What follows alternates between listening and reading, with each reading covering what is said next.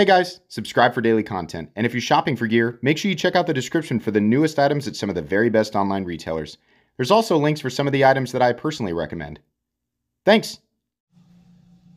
What's going on YouTube? Metal Complex here, and today I've got another interesting knife review / knife overview to share with you guys. This is the Mallery Designs Phorus. This is a model that is directly from Dylan Mallery, who will be a familiar name, especially if you have, if you're, even somewhat familiar with CJRB and Artisan Color. He's definitely done some models with them. Thank you so much to, Cody for sending this in for me to take a look at. This will, of course, go back to Cody when I'm done. Thank you so much to my generous patrons who are supporting me. There's a link for Patreon right down below. And please make sure to follow me on Instagram at metal_complex. Let's go ahead and get a measurement of this guy. This is done, by the way, this was made, like the OEM for it is Artisan Cutlery, but it's under Mallery's own brand. You can check out Dylan Mallery on Instagram, and I will link this right down below, but this was the first run of this. They're sold. I would imagine he would do more in the future, but I don't know. You can check out the link for more information, or I think better yet, following him on Instagram will probably yield better results if you have questions about this stuff. Overall length of the Phorus is coming in at about 7.75 inches overall. Blade length is coming in at almost 3.5. That's impressive. 3.4 inches of blade, but only about 2.9 inches of cutting edge, and that's because of a very generous forward choil, right? This is something that appeals to me. For other people who are really big into cutting edge to overall length ratio, might not like that as much. It just depends on what type of person you are. Let's do a couple of size comparisons. No reason to do them all. Up against the Ontario Rat Model 1 and the Ontario Rat Model 2. You can see here this is kind of an in-between size. Let's put it up against the Spyderco Para 3. You can see here a little bit bigger than the Para 3. And finally, the Bug Out, which it's very thin. Not the same profile, but it gives me kind of Bug Out vibes. Bug Out's still a little bit smaller, but the Bug Out definitely does have more cutting edge because it lacks the same, forward choil that the Phorus has. Let's take a look at carry profile. Action's nice, very similar to what I expect from Artisan Cutlery, but nice. It's actually a bit thinner, quite a bit thinner than a knife like the Spyderco Para 3. Let's do carry profile, length, and height up against the PM2 and Para 3. It's also going to excel in this department. Very nice size. Overall length is extremely similar, closed to the Spyderco Para 3 and much shorter than the PM2. It's also nowhere near as tall. You can see here that hump on the PM2 and Para 3 is still quite a bit taller than on the Phorus. Let's go ahead and do a hardware check, get out my tools. As per usual, my tools are very inexpensive and very recommendable. You can find them right down in the section of my description that talks about my tools. The pivot is going to be a T8. I'm not even going to check the body screws. These are T6. And underneath here, there's a hidden screw, 2 hidden screws holding in the pocket clip. And I think I can see in there, those are T6 as well. I wish they were T8, but they're not. Just make sure you have quality tools. You should be okay. Don't over crank on anything. Still fairly minimal, in fact, still very minimal hardware. It's a backspacer, 2 screws on each side and 2 pocket clip screws, so that's fine. No big deal there. Let's go ahead and measure blade stock thickness. Those godforsaken calibers. There they are. Oh my gosh. I gotta just tie these to my desk or right in front of me. Okay, so anyways, this is a super thin blade stock on this guy. Blade stock on the Phorus coming in at, wow, look at that. Nice thin blade. Very nice thin blade stock. I mean, if you're somebody who likes a much thicker blade stock, then sorry. But this guy's got a really thin starting stock thickness, and you can see almost a full taper or a fully flat ground geometry down to the final cutting bevel. So, yeah, it's going to be slicey. We'll talk more about that. Let's go ahead and talk about the materials. So we're looking at carbon fiber. And then we're looking at tumbled, here's the card actually, S35VN, which is fine. I like S35VN a lot. S35VN is not tied to any specific tier, right? It's not a steel that's new, so a lot of people automatically assume if it's not new, it's not valuable. No. The composition is a very, very, very balanced composition. Powder formed. This is a CPM steel. So you have excellent corrosion resistance, good edge retention, very good toughness, right? And it's pretty darn easy to sharpen as well. It's definitely one of my favorite steels of all time. As you can see, this is 91 of 200. There were 200 of these in this batch. Like I said, I have no idea if he plans to make more. I would venture to guess so. Weight. I think the weight on this is probably going to be pretty impressive. This feels like 3 to 3.5 ounces. 3 ounces. It's right on the line for being ultra lightweight, and it's definitely going to hit the mark for those ratios, people, right? Take a look at the inside here real quick. It's got a little bit of milling. Can you see in there? Steel liners and carbon fiber. It's very thin, not a lot of material. That explains the 3-ounce weight. On this channel, 3 ounces or less is ultra lightweight. Whatever you think of that, it still has excellent ratios. If you want to do the whole ounce and inch thing, there you go. Let's go ahead and talk about this knife. So this feels very artisan cutlery-y. And what I mean by that is the angles off the edge of the scales. I've experienced this before, and it's not the case in all their models. But, like, okay, for example, those of you who own the CJRB Scoria, and I thought you said, oh, people are saying, oh, I thought you said Artisan Cutlery. Artisan Cutlery, CJRB, it's the same, CJRB is a subsidiary of Artisan Cutlery.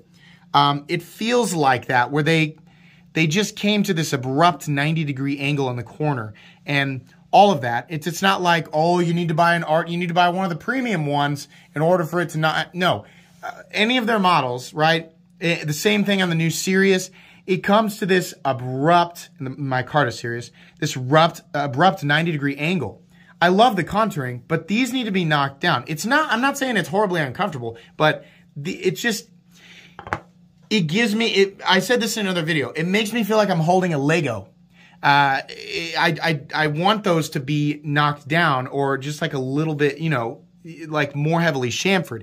It would create, while like this is a pretty good ergonomic experience, like the lines themselves are excellent, but the scales, that sort of Lego blocky feeling, would take this from like a B+ to an A+. So these, I'd like these to be knocked down. But let me emphasize this. Ergonomics on this knife are excellent. This was obviously something he was going for. It's very easy to manipulate, very easy to hang on to, and you definitely feel locked in. I love that there's a nice, big, roomy forward choil. The pocket clip is also great because it's straight and it's contoured a little bit. So that's nice. Continuous rise there, a continuous ramp underneath. So very good. It's also titanium. No double clutch or anything like that. Very easy to, you know, you kick out with your thumb, do this. It'll just sort of fall down. Do the reverse flick. Nice and roomy slot on the blade for you to get your finger in there and kind of manipulate it how you want. Carbon fiber is never my first choice, especially shred, because you're much more likely to get, sorry, I'm moving the camera all over the place. You're much more likely to see voids. Now on this guy though, I'm hardly seeing anything. And it just kind of proves my point that I've said in other videos about shred and marble carbon fiber. It is a dice roll. Sometimes when I get this stuff, and it's not like, oh, well, the Mallery Phorus is just, he's only using the premium stuff. No, it's just a dice roll. Sometimes you're going to get this stuff with voids, and sometimes you are not. In this case, it looks pretty darn clean, at least to my eyes. There might be some micro stuff here or there. There's a little tiny one, I think. Give you an example of what I'm talking about. Let me zoom in on it. Can you see that? Little pock mark right there. Little teeny tiny bit. Not that big of a deal, right? It's just nature of the beast. Sorry, let's zoom back out. I'm sure that's annoying. But it's just nature of the beast. But this stuff, what he's got, at least on this particular knife, looks really good. I also like the backspacer.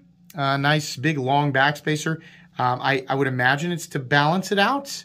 Probably because the handle was so light without the backspacer that it was blade heavy. So it balances right there about where your index finger is. So that's nice. The overall look of the knife is really nice as well. It kind of makes me think Ferrum Forge without being a copy, of course. We have a nice reverse Tanto blade. This is going to be just about ideal for EDC, or one of many ideal choices for general EDC, just using your knife for, you know, general stuff. On nearly fully flat ground blade, nice and tumbled with the edges nicely knocked down on the blade. Very thin behind the edge. This is going to be a performance slicer. Really impressive. Absolutely nothing about the blade needs to be changed. It's perfect. Very nice on that forward choil. I love that. Love being able to get right up behind the edge if I want to do a power cut into some thick cardboard. I like the pivot. He's got his Mallery logo there. Nice little pivot collar. I believe the pivot collar is titanium as well. Oh no, guys, there's no lanyard hole. Where are we going to put our lanyards that we all have? I'm joking. Nobody uses lanyards anymore. I'm joking. Lanyard people. Oh my gosh, I feel isolated and left out. I feel targeted. I'm just joking.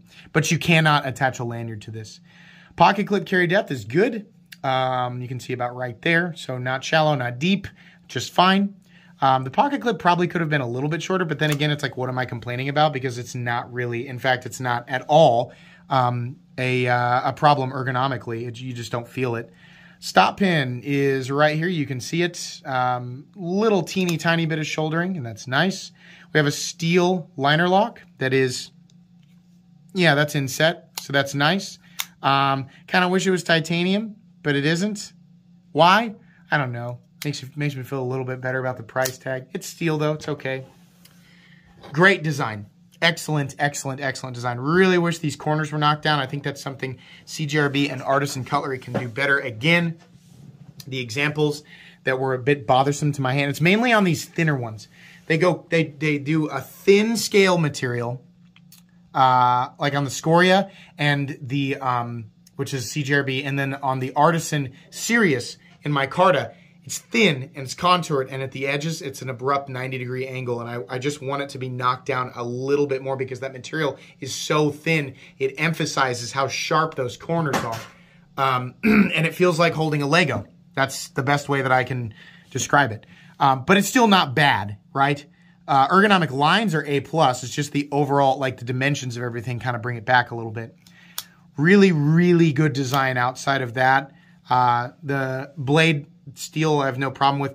These are manufactured in China, and they're still coming from Dylan Mallery's website, $175. Not bad. Not bad. Not an incredible price, but not bad. It's all right. I'm not bent out of shape about it. I think this is a really, really cool design. Dylan Mallery does a great job of, like you've heard his name come up, probably from other reviewers, naming some of his designs as some of the best for the time that it came out for that territory. Like he's made some excellent budget designs for CJRB. So I think he's just got a good, design eye for lines and shapes and things that work really well with the human hand and feel comfortable and natural and utilitarian in an EDC setting. Wow, what a bland way to sound like I know what I'm talking about. I think this is good. As far as I know right now, you can't pick these up, but if these become available again in the future, I think this would be a good one to pick up. This is a good knife. Just straightforward, recommendable design. Just a good knife. This was an easy review. I took one look at this and thought, yeah, the corners are a little bit sharp. Other than that, it's definitely more of the same type of stuff that I've been reviewing. It's just really, really well thought out. So sometimes reviews are like this, It just didn't take long for me to realize, yeah, this is good. No reinvention of the wheel. Nothing, revolutionary. Just a good design from somebody who knows what they're doing. So, yeah. Follow Dylan Mallery on Instagram or Mallery Designs on Instagram. And you can check out his website. Just type in Dylan Mallery on here. I'll show you how to spell his name on Google, and it should bring up his website. Yeah, this is really nice. Anyways, thanks again to Cody for sending this in for me to take a look at. Please make sure to follow me on Instagram at metal_complex. If you enjoyed this video, leave a like. If you'd like to check out my other content, I of course have lots of videos of knives that are either expensive or inexpensive that I do or don't like, so check those out. And if you enjoy all my content, go ahead and click on that Metal Complex logo right there and subscribe because there's definitely more coming. Thanks again for watching, everybody, and have a great day.